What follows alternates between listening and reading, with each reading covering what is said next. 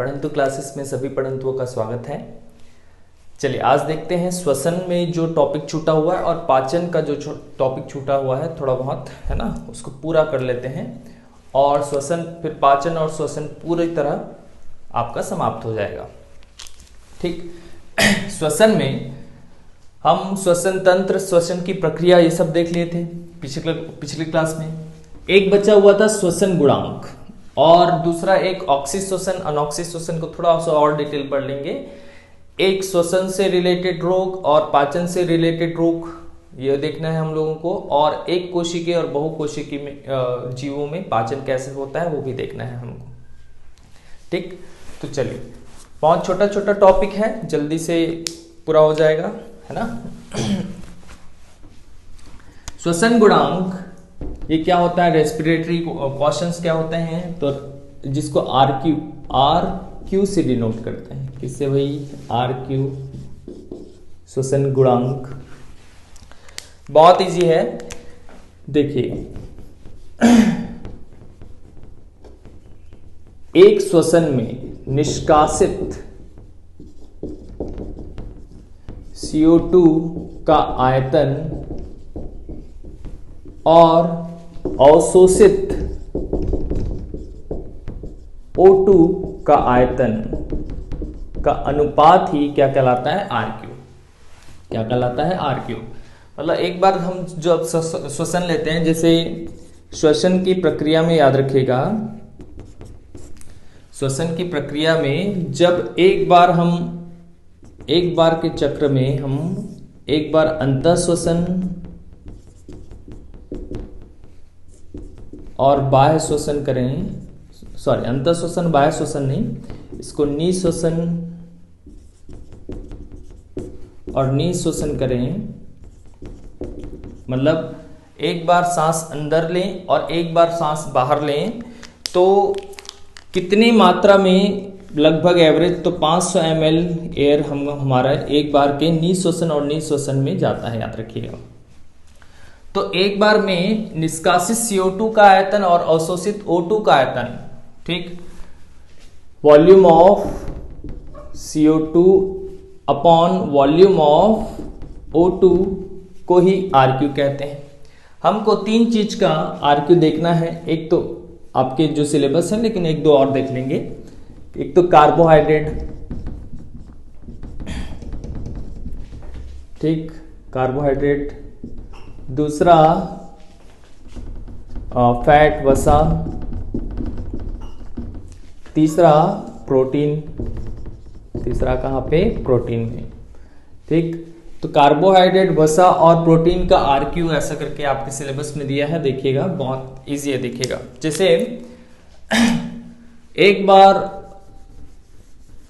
Oxidation होता है, तो जैसे कार्बोहाइड्रेट में क्या होता है देखिएगा, C6H12O6 प्लस 6O2 ऑक्सीडेशन याद कीजिए। हम लोग ग्लूकोज में क्या मिलता था? ऑक्सीजन मिलता था, ठीक, फिर श्वसन की प्रक्रिया होती थी इसमें, है ना। तो C6H12O6 प्लस 6O2, तो 6CO2 प्लस 6H2O प्लस ऊर्जा बनाता था। ये तो आपको याद होगा, है ना। तो ये कार्बोहाइड्रेट का ऑक्सीडेशन होता था ऐसी। तो यहां पे देखिए निष्कासित CO2 कितने हैं, तो यहां पे आप पुट करते हैं, ठीक, पुट कर दीजिए। तो RQ इसका क्या हो जाएगा? RQ हो जाएगा 6 CO2, मतलब अब 6 वॉल्यूम क्या है? CO2 का वॉल्यूम 6 है यहाँ पे, और O2 का वॉल्यूम कितना है? 6। तो 6/6 कितना हुआ? 1। तो याद रखिएगा, कार्बोहाइड्रेट का RQ पूछा तो कितना? 1। कार्बोहाइड्रेट का RQ पूछा तो 1। जितना हम O2 लेते हैं, अवशोषित करते हैं, उतना CO2 निष्कासित भी करते हैं, याद रखिएगा। किसमें? कार्बोहाइड्रेट के ऑक्सीडेशन में। वसा में देखते हैं, फैट में कितना होता है। तो याद, वसा का रिएक्शन याद करो या ना करो, लेकिन RQ याद रखना है ना। वसा का C51H98O6 प्लस आपका 6 की जगह 145 O2, कितना 145 O2, इसके ऑक्सीडाइजेशन से क्या बनता है फिर 102 102 CO2 प्लस आपका 98 H2O प्लस ऊर्जा। ठीक, तो यहां पे हमको किससे किससे मतलब है, O2 से और CO2 से। तो CO2 का कितना है यहाँ पे RQ, देखिए यहाँ का RQ क्या हो जाएगा CO2, तो 102, ठीक, निष्कासित हो रहा है, और अवशोषित कितना हो रहा है 145, तो लगभग 0.7 आता है, मतलब 1 से कम। आंसर क्या लेते हैं यहाँ पे, 1 से कम। वसा का RQ कितना, तो 1 से कम। वैसे ही प्रोटीन का RQ पूछा, तो प्रोटीन का RQ आपका 1 से कम होता है, लगभग 0.8। कितना होता है 0.8, कितना होता है 0.8। तो कार्बोहाइड्रेट का 1 हुआ, वसा का 0.7, प्रोटीन का 0.8, मतलब इन दोनों का 1 से कम। किसका किसका, प्रोटीन और वसा का। लेकिन कार्बोहाइड्रेट का अनॉक्सी शोषण करवाएं, कार्बोहाइड्रेट का एक तो ऑक्सीजन की उपस्थिति में है, एरोबिक है, एनारोबिक कराएं, तो ये क्या होगा C6H12O6। अब ऑक्सीजन अनुपस्थित है तो C2H5OH मतलब 2 प्लस 2CO2 प्लस ऊर्जा, है ना। तो अगर पूछा अनॉक्सी शोषण में, ठीक, एनारोबिक में कितना होता है, तो देखिए इधर RQ क्या हो गया, CO2 की मात्रा कितना हो गया, CO2 का तो 2, लेकिन इधर ऑक्सीजन तो 0 है, तो किसी को भी डिवाइड करोगे 0 से तो उसका मान क्या होता है इन्फिनिटी, तो अनंत। क्या होता है अनंत। तो अनॉक्सी शोषण में कार्बोहाइड्रेट का पूछा तो कितना होगा अनंत, इन्फिनिटी। ठीक, याद रखिएगा। और एक याद रख लीजिएगा ऑर्गेनिक एसिड का, तो ऑर्गेनिक एसिड का पूछा तो 1 से ज्यादा होता है हमेशा। ठीक, कितना 1 से ज्यादा।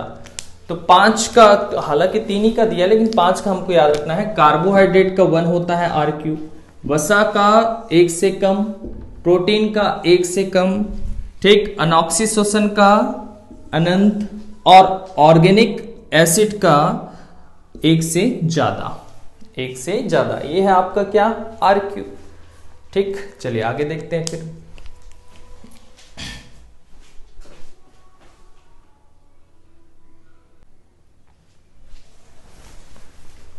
चलिए ऑक्सी अनॉक्सी को देखें प्रीवियस क्लास में, लेकिन थोड़ा और डिटेल देख लेते हैं ताकि यहां से आए तो एक भी क्वेश्चन ना छूटे हमसे। जैसे कोशिका है, कोशिका में पाचन तंत्र से ग्लूकोज आ रहा था, है ना, पाचन होके ग्लूकोज आ रहा था, और श्वसन से O2 आ रहा था, दोनों रिएक्ट करके ऑक्सीजन की उपस्थिति में। तो अगर कोशिका में ऑक्सीडेशन हो रहा है O2 के उपस्थिति में तो उसको ऑक्सीशोषण कहते हैं। अगर सिर्फ ग्लूकोज जा रहा है उसमें और O2 नहीं जा पा रहे किसी कारण, ठीक, श्वसन की क्रिया से ग्लूकोज का पाचन कोशिका में हो रहा है लेकिन O2 की मात्रा रिएक्ट नहीं कर रहा है यहाँ पे, तो यहाँ पे उसको बोल देते हैं अनऑक्सीशोषण। तो O2 की अनुपस्थिति होती है, ये तो पता है हमको। ऑक्सीशोषण लगभग ज्यादा होता है, मतलब सबसे ज्यादा ऑक्सीशोषण होता है, बहुत कम हमारे शरीर में अनऑक्सीशोषण होता है। ये कोशिका के जीव द्रव्य और माइटोकॉन्ड्रिया इसकी क्रिया में भाग लेते हैं, लेकिन यहाँ पे माइटोकॉन्ड्रिया नहीं, यहाँ पे कोशिका का जीव द्रव्य बस भाग लेता है। यह क्रिया होता है कहाँ पे, जीव द्रव्य में, माइटोकॉन्ड्रिया में नहीं होता। ठीक, तीसरा यहाँ पे ऊर्जा का 38 ATP हमको प्राप्त होता है, ये पढ़े हैं ATP वगैरह, है ना। यहाँ पे ऊर्जा का 2 ATP बस प्राप्त होता है, कितना 2 ATP बस। ठीक, यहाँ पे ऑक्सीजन का पूर्ण ऑक्सीडेशन होता है, ऑक्सीकरण होता है, लेकिन यहाँ पे ऑक्सीजन का पूर्ण ऑक्सीडेशन नहीं होता। एक दो और चीज इसमें देखिए, जब ऑक्सीडेशन होता है तो C6H12O6 प्लस 6O2 मिलकर क्या बनता है, 6CO2 और 6H2O प्लस ऊर्जा बनता है इधर। तो इधर ऑक्सीडेशन के बाद क्या बना, CO2 प्लस H2O, मतलब कार्बन डाइऑक्साइड और पानी बना, ठीक, वाटर। लेकिन इसमें इधर अनॉक्सी में क्या बनता था, अनॉक्सी श्वसन में अगर हुआ ऑक्सीजन के अनुपस्थिति में ग्लूकोज हुआ तो जंतु में लैक्टिक एसिड और पादप में आपका इथाइल अल्कोहल बनता था। किस प्रक्रिया से, किण्वन प्रक्रिया से, किण्वन फर्मेंटेशन, याद रखिएगा, ठीक। फर्मेंटेशन को थोड़ा याद रखना, फर्मेंटेशन अनॉक्सी प्रक्रिया है। कौन सा प्रक्रिया है, अनॉक्सी। इसी से शराब बनाया जाता है, ये औषधि बनाने का भी काम करते हैं इससे साबुन भी बनाते हैं और इससे प्लास्टिक निर्माण भी करते हैं। ये याद रखिएगा, किण्वन की प्रक्रिया से क्या क्या किया जा सकता है, शराब बनाया जा सकता है, मतलब अल्कोहलिक कुछ भी चीजें, औषधि बनाया जा सकता है, साबुन और प्लास्टिक की चीजें बनाई जा सकती हैं, है ना। ये है आपका ऑक्सीजन और अनऑक्सीजन। पिछले क्लास में अगर ध्यान दिए होंगे तो इतना तो हमको आता है पहले से, है ना। कुछ चीजें हैं एक्स्ट्रा, उसको नोट कर लीजिएगा। अब चलते हैं बीमारियों में।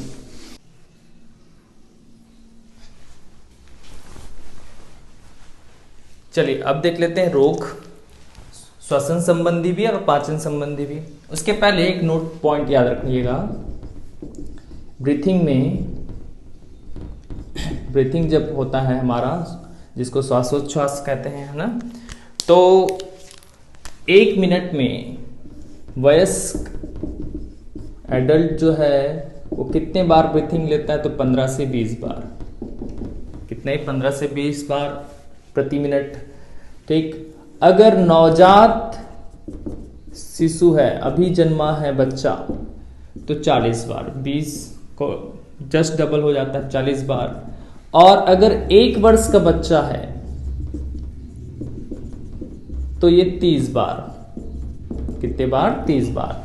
तो ब्रीथिंग हम सभी 1 मिनट में है, तो 1 वर्ष का बच्चा 30 बार, नवजात शिशु का 40 बार और वयस्क का 15 से 20 बार आंसर लेते हैं, है ना। अब देखिए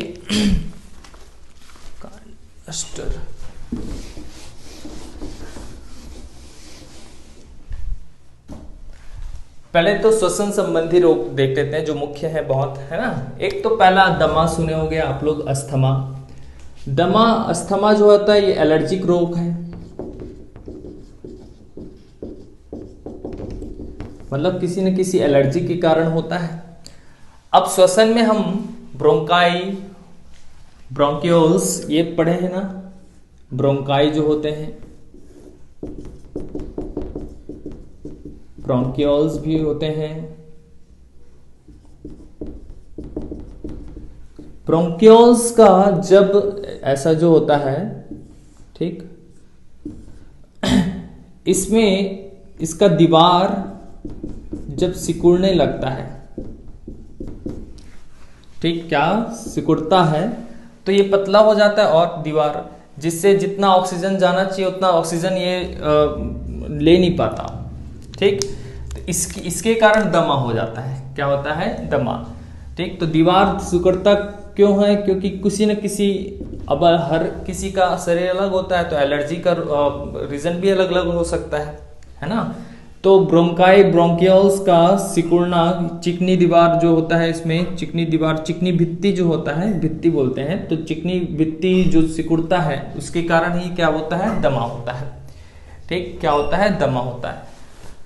अब देखिए न्यूमोनिया। न्यूमोनिया एक जीवाणु के कारण होता है। न्यूमोनिया किसके कारण होता है, जीवाणु के कारण। जीवाणु, बैक्टीरिया के कारण क्या होता है न्यूमोनिया। ये प्रायः बच्चों में, शिशुओं में, ठीक, और वृद्धों में या जिसका इम्यून पावर कम होता है उनमें होता है। इसमें क्या होता है, एयर सैक जो पढ़े थे हम लोग, एयर सैक में क्या होता है कि जैसे एयर सैक ब्लड के साथ मिलकर, हीमोग्लोबिन के साथ मिलकर आपका आगे रक्त में प्रवाहित होता है। तो एयर सैक में जितना एयर होना चाहिए उससे कम होता है ना, जितना हमको ऑक्सीजन चाहिए उससे कम होता है। इसका कारण क्या है कि ये जो श्वेत रक्त कणिकाएं हैं उसके साथ द्रव भी भर जाते हैं। द्रव मतलब वाटर भर जाते हैं समझ लीजिए। तो द्रव की मात्रा ज्यादा हो जाती है तो एयर जितना होना चाहिए उससे कम होता है, इसलिए क्या हो जाता है, न्यूमोनिया। क्या हो जाता है, न्यूमोनिया।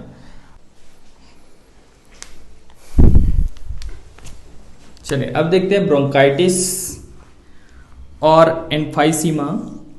तो ब्रोंकाइटिस, ये जब ब्रोंकाई सेल जो होते हैं, ब्रोंकाई सेल जो होते हैं उसमें अतिवृद्धि हो जाता है। ठीक, ये किसके कारण होगा, जब धूम्रपान करोगे, कार्बन मोनोऑक्साइड आएगा आपके शरीर में। ठीक, उसके कारण ब्रोंकाई सेल जो होते हैं वो फैल जाते हैं, ज़्यादा फैल जाते हैं, जिसके कारण ब्रोंकाइटिस होगा। एम्फाइसीमा ऐसे ही है, जैसे ये भी धूम्रपान और कार्बन मोनोऑक्साइड के कारण होता है। ठीक, एम्फाइसीमा में क्या होता है, आपका एयर सैक जो होता है ये बढ़ जाता है। ठीक, एयर सैक जो होता है वो बढ़ जाता है ना। 6 रोग को अच्छे से याद रखिएगा, ये भी धूम्रपान और CO की अधिकता के कारण होता है ना, बस इतना याद रखिएगा इसमें। अब देखिए 6 रोग जिसको ट्यूबरकुलोसिस कहते हैं। 6 रोग एक संक्रामक रोग है, मतलब ये फैलता है। ठीक, इसका खोज 1882 में रॉबर्ट कॉच ने किया था। किसने किया था, रॉबर्ट कॉच ने। अच्छे से याद रखिएगा, जो फैलता है, जिसमें 6 रोग होगा, ट्यूबरकुलोसिस होगा, उस व्यक्ति के संपर्क में आएंगे या उस जानवर के संपर्क में आएंगे तो आपको 6 रोग हो सकता है। ये किसके कारण होता है, ट्यूबरकुलोसिस करके एक जीवाणु होता है, उसका फेफड़ों में बैक्टीरिया होता है, वो फेफड़ों में प्रवेश कर जाता है, इस कारण क्या होगा, 6 रोग। अगर ब्रोंकाइटिस हुआ आपको तो याद रखना बहुत ज्यादा श्लेष्मा आएगा, आपका गाढ़ा श्लेष्मा आएगा। ठीक, एम्फाइसीमा हुआ, 6 रोग हुआ तो बहुत ज्यादा थकावट होगा आपको, क्या होगा, थकावट वगैरह होगा बहुत ज्यादा। ठीक, एम्फाइसीमा हुआ तो आप श्वास लेने में बहुत तकलीफ होने लगेगी। ठीक, ये है थोड़ा बहुत श्वसन संबंधी, इसको याद रखिएगा 6 रोग को, क्योंकि अभी कोरोना वायरस चल रहा है, संक्रामक बीमारी है वो भी, है ना। तो 6 रोग का खोज कब हुआ था, 6 रोग ट्यूबरकुलोसिस 1882, रॉबर्ट कॉच। अब चलते पाचन संबंधित रोग में। तो एक तो आप लोग जानती होगी पहले, पीलिया, जॉइंटिस जिसको बोलते हैं। जॉइंटिस किसके कारण होता है, तो प्रभावित अंग जो है वो लीवर है। लीवर आपको पता है कि पित्त रस पित्ताशय में जमा होता है। लीवर से क्या निकलता है, पित्त रस, जो कहाँ पे जाता है, हमारे पित्ताशय में। अब पित्त रस में क्या होता है, जब पित्ताशय में जाता है तो आरबीसी फिर उसका क्या करता है, अवशोषण करता है। ठीक, किसके द्वारा अवशोषण होता है, पित्त आरबीसी के द्वारा। तो यहाँ पे 2 वर्णक होते हैं पित्त रस में, एक तो बिलीवर्डिन या बिलीवर्डिन भी बोलते हैं, और बिलीरुबिन। ठीक, बिलीवर्डिन और बिलीरुबिन की मात्रा बहुत ज्यादा हो जाता है, जिससे आरबीसी पित्तरस का अवशोषण बंद कर देता है। तो आरबीसी पित्तरस का अवशोषण बंद किया तो आपका आंख फिर पीला होना चालू हो जाएगा। ठीक, आपका शरीर फिर पीला होना दिखना चालू हो जाएगा। इससे तो पीलिया से कौन सा अंग प्रभावित होता है, तो लीवर। देखिएगा, आपको अगर जॉइंटिस हुआ तो आपका ये टेस्ट किया जाता है, बिलीवर्डिन कितना है, बिलीरुबिन कितना है। तो अगर बहुत ज्यादा हुआ तो आपको पीलिया है बोलते हैं, है ना, बहुत ज़्यादा हुआ तो आपको पीलिया है। ठीक, तो कौन सा ग्रंथि प्रभावित होता है याद रखना, कौन सा अंग प्रभावित होता है आपका, लीवर। ठीक, नेक्स्ट उल्टी, वोमिटिंग। तो वोमिटिंग दूसरे कारण से भी हो सकता है, लेकिन पाचन संबंधी में आमाशय, स्टमक, तो स्टमक में क्या होता है, HCl होता है, हमको पता है। ठीक, HCl की मात्रा जब बढ़ जाती है तो एसिडिक, ज़्यादा एसिडिक हो जाता है, तो ज़्यादा एसिडिक हो जाता है तो उसके कारण क्या होता है, उल्टी आता है। मधुमेह, डायबिटीज, इसको पढ़े हैं। देखिए, अग्नाशय में ग्रंथियां होती हैं, तो एक ग्रंथि क्या था, इंसुलिन, क्या था, इंसुलिन। जब इंसुलिन की मात्रा कम हो जाती, इंसुलिन क्या करता है, यही शुगर को कंट्रोल करता है हमारे शरीर में। ठीक, आपका ग्लूकोज को कंट्रोल करता है कौन, इंसुलिन। तो जब इंसुलिन की मात्रा कम होती है तो ग्लूकोज की मात्रा क्या हो जाती है, बढ़ जाती है, ग्लूकोज की मात्रा बढ़ जाती है। अब ग्लूकोज की मात्रा बढ़ जाती है तो रक्त हमारा क्या हो जाता है, गाढ़ा हो जाता है। ठीक, रक्त जिसको गाढ़ा हो गया तो अब मधुमेह की बीमारी, मतलब उसको ग्लूकोज क्योंकि बढ़ गया शरीर में, जितना ग्लूकोज मतलब क्या है, ग्लूकोज मतलब मीठा चीज।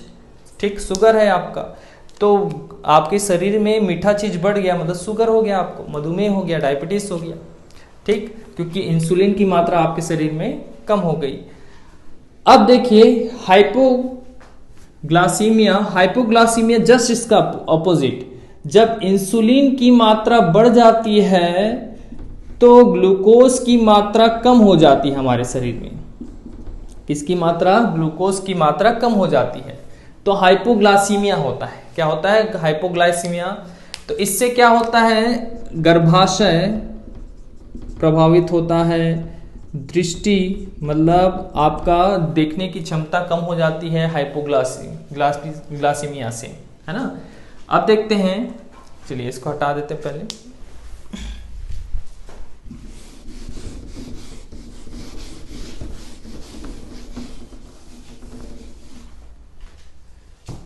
अब देखिए बवासीर, पाइल्स जिसको बोलते हैं, जब मलाशय का जो सीरा होता है वो अव्यवस्थित हो जाता है, जैसा होना चाहिए वैसा नहीं हो जाता, बढ़ जाता है, उसी को बवासीर नाम दिया जाता है, पाइल्स। अपच और कब्ज, जब आप मसालेदार भोजन करोगे या बहुत अधिक भोजन करोगे तो जितना पाचन होना चाहिए उतना स्टमक में पाचन नहीं हो पाता। ठीक, पाचन क्रिया में पाचन नहीं हो पाता, तो एंजाइम, जिसके कारण एंजाइम कम होने लगता है, एंजाइम का स्त्रावण कम होने लगता है ना। इसी को क्या कहते हैं, अपच कहते हैं। जब अपच ज्यादा होने लगे तो अब बड़ी आंत में क्या होता है, मल जमने लगता है और मलाशय के थ्रू वो बाहर नहीं जा पाता, जिसके कारण क्या होता है, कब्ज की बीमारी। तो ये मलाशय में या बड़ी आंत में होता है। ठीक, अब देखते हैं लीवर सिरोसिस। लीवर सिरोसिस में लीवर तो ट्रांसप्लांट ही करना पड़ता है, लीवर ट्रांसप्लांट करना ही लीवर सिरोसिस बीमारी है, समझ लीजिए आप, रोग है। और हैजा, पेचिस, ये सब सुने हैं, ये छोटी आंत प्रभावित होती है इससे। ठीक, कौन सी आंत, छोटी आंत, ये याद रख लीजिएगा। ये आपके पाचन संबंधित रोग हैं, एक बार अच्छे से याद रखिएगा। जो ज़्यादा पूछते हैं पीलिया से कौन से अंग प्रभावित होता है, तो आपका लीवर। ठीक, उल्टी मतलब आपका स्टमक, मधुमेह मतलब इंसुलिन की कमी, हाइपोग्लासीमिया मतलब इंसुलिन की अधिकता, मलाशय का सीरा अव्यवस्थित हो जाना, बवासीर, अपच मतलब ज़्यादा भोजन कर लेना जिससे एंजाइम की कमी, कब्ज मतलब आपका बड़ी आंत में या मलाशय में मल का जम जाना। ठीक, लीवर सिरोसिस मतलब लीवर ट्रांसप्लांट होगा। हैजा, पेचिस किस में होता है, छोटी आंत में। ठीक, ये आपके पाचन संबंधी रोग और श्वसन संबंधित रोग। अब नेक्स्ट, अब देखिए हमारा पाचन में एक कोशिकीय जीव अमीबा में पाचन बचा था और बहुकोशिकीय जीव टिड्डा में पाचन बचा हुआ था। उसको कंप्लीट कर लेते हैं, छोटा छोटा टॉपिक है, थोड़ा बहुत याद रखना है हम लोगों को। चलिए देखिए, एक कोशिकीय जीव, अमीबा में पाचन, ये प्राणी समभोजी, ठीक, होलोजोइक न्यूट्रिशन की क्रियाविधि जैसे मनुष्य में होता है वैसे ही लगभग, है ना। लेकिन इसमें 5 स्टेप पाए जाते हैं। पहला अंतर्ग्रहण, ठीक, लास्ट बहिष्करण, ये तो हमको याद होता है। पहले भोजन को लेना अंतर्ग्रहण, और भोजन को बाहर छोड़ना क्या है, बहिष्करण कहलाएगा, इजेशन, इंजेशन और इजेशन। बीच में पाचन होगा, ये भी पता है हम लोगों को। पाचन के बाद जितने अवशोषित हो पाएंगे उसको अवशोषण होगा, और पाचन में जो अवशोषित नहीं हो पाएगा तो उसका बहिष्करण होगा। एक खाद्य धानी होगा, इसको याद रखना है, खाद्य धानी, फूड वैक्यूल। अब अंतर्ग्रहण, चलो एक एक करके देखते जाते हैं, खत्म हो जाएगा 2 मिनट में। देखिए, अंतर्ग्रहण में भोजन अंतर्ग्रहित होता है, मतलब भोजन को लेते हैं। भोजन ये एल्गे,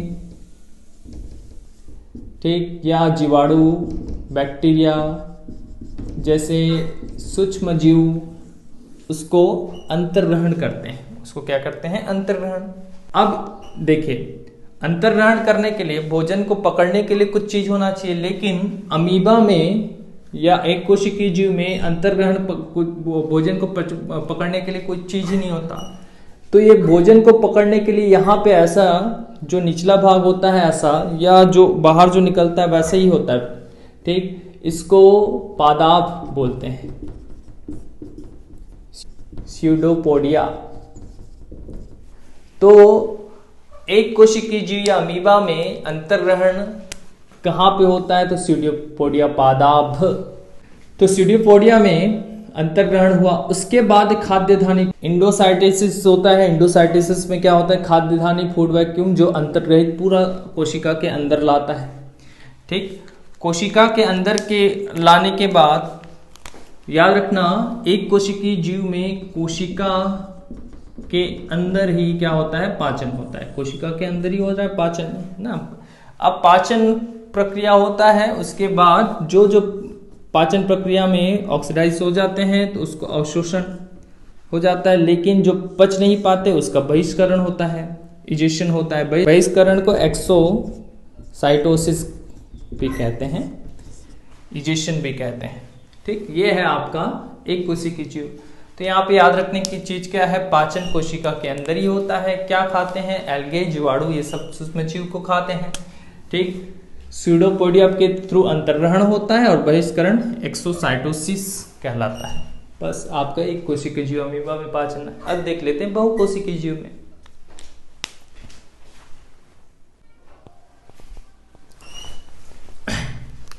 चलिए अब लास्ट देखते हैं हम, बहुकोशिकीय जीव टिड्डा में पाचन। एक कोशिकीय जीव जो आपके अमीबा में पाचन था, यूनिसेल्युलर जो था, ये मल्टी सेल्युलर में देख रहे हैं, है ना। अमीबा में पाचन कोशिका के अंदर हो रहा था, लेकिन यहाँ पे बहुकोशिकीय जीव में टिड्डा में पाचन कहाँ होता है, कोशिका के बाहर होता है। पहला चीज है ना, कोशिका के बाहर ही बाह्यकोशिकीय पाचन बोलते हैं, इसलिए टिड्डा में पाचन जो होता है उसको बाह्यकोशिकीय। तो टिड्डा हरे पौधे ये सब खाता है क्योंकि ये शाकाहारी है। क्या है, शाकाहारी, ठीक। तो ये टिड्डा का जो ये वाला पार्ट होता है पहला, जहां से इसको क्रोप बोलते हैं, ये दीवार है ये, इसको क्या बोलते हैं, क्रोप। क्रोप के दोनों ओर लार ग्रंथि होता है, जैसे हम लोगों का होता है, हाँ, ठीक, लार ग्रंथि, है ना। क्रोप के दोनों ओर क्या होता है, लार ग्रंथि। जब ये कुछ चीज खाता है, ठीक, तो क्रोप में आकर जमा होता है। खाना पहले कहाँ पे जमा होता है, क्रोप में आकर, ठीक। वही ग्रसनी, हमारा भी ग्रसनी होता है, ग्रसनी से होते हुए क्रोप में आके जमा होता है, समझ लीजिए, ठीक है। ये 3 भाग में पढ़ना है हमको। पहले तो ये समझ लीजिए, अग्रभाग गिजड़ तक, मध्य भाग ये आपके सीका से लेकर छोटी आंत तक मध्य भाग कहलाएगा, और पश्च भाग में बड़ी आंत, मलाशय, गुदा, जैसे हमारा होता है वैसे ही बड़ी आंत, मलाशय और गुदा। उसके बाद देखिए, अग्रभाग में एक और होता है गिजड़, क्रोप में खाना आके थोड़ी देर के लिए जमा होता है, ग्रसनी के थ्रू आता है, ठीक, उनका भी एक ग्रसनी होता है। लार ग्रंथि खाते ये होता है, ठीक। अब अग्रभाग में एक गिजड़ होता है, गिजड़ भोजन को पीसने का काम करता है, जैसे हमारा दांत होता है, दांत के जगह यहाँ पे क्या होता है, गीजर्ट, क्या होता है, गीजर्ट, जो भोजन के पीसने का, भोजन को क्या करता है, पीसता है। अब नीचे आएंगे तो मध्य भाग स्टार्ट होता है। मध्य भाग में हेपेटिका सिका, हेपेटिका सिका में ही 6 जोड़ी ग्रंथियां होती हैं। ये 1 2 3 4 5 6 6 जोड़ी ग्रंथि होती है। यही हेपेटिका सिका ही पाचन रस स्रावित करता है। ठीक, एंजाइम्स जो होते हैं पाचन रस स्रावित करता है, जिससे पाचन हो पाता है। ठीक, कौन, हेपेटिका सिका। हेपेटिका सिका से फिर पाचन रस स्रावित हुआ, फिर छोटी आंत में क्या होगा, पाचन की प्रक्रिया होगी और पाचन का अवशोषण होगा। फिर यहाँ पे एक नलिकाएं पाई जाती हैं, नलिका जिसको मालपीजियन कहते हैं। क्या कहते हैं, मालपीजियन नलिका कहते हैं। याद रखना है तो रखिए, नहीं तो चलता है, नहीं भी बस नलिका करके याद रखेगा। नलिका में क्या होता है, ये उत्सर्जन अंग का शुरुआत वाला पार्ट है आपके यहाँ पे। ये नलिकाएं जो होती हैं ये क्या क्या करती हैं, लार ग्रंथि और भोजन को मिलाती हैं, जिससे भोजन चिकना हो जाए और उत्सर्जन आसानी से हो जाए। तो लार ग्रंथि और भोजन को मिलाने का कार्य नलिकाएं में होती है। फिर बड़ी आंत में, ठीक, मलाशय जाता है, बड़ी आंत में अपचित भोजन जाता है, अपचित भोजन मलाशय के थ्रू, गुदा के थ्रू बाहर निकल जाता है। ये बहुकोशिकीय चीव या टिड्डा में पाचन है ना। चलिए, ये हो गया आपका पाचन और श्वसन पूरा। ठीक, नेक्स्ट क्लास में पर इतना अच्छे से पढ़िएगा, पूरा पाचन, पूरा श्वसन, और श्वसन का भी मैं आपके प्रैक्टिस सेट दे दूंगा, MCQ आपके टेलीग्राम में आ जाएगा, है ना, उसको भी सॉल्व कर लीजिएगा। ठीक है, अभी थोड़ा आसान क्वेश्चन दे रहे हैं, फिर थोड़े दिन बाद उसमें टफ क्वेश्चन और एवरेज क्वेश्चन देंगे, फिर लास्ट में टफ क्वेश्चन मैं भेजने लगूंगा उसमें। ठीक, चलिए।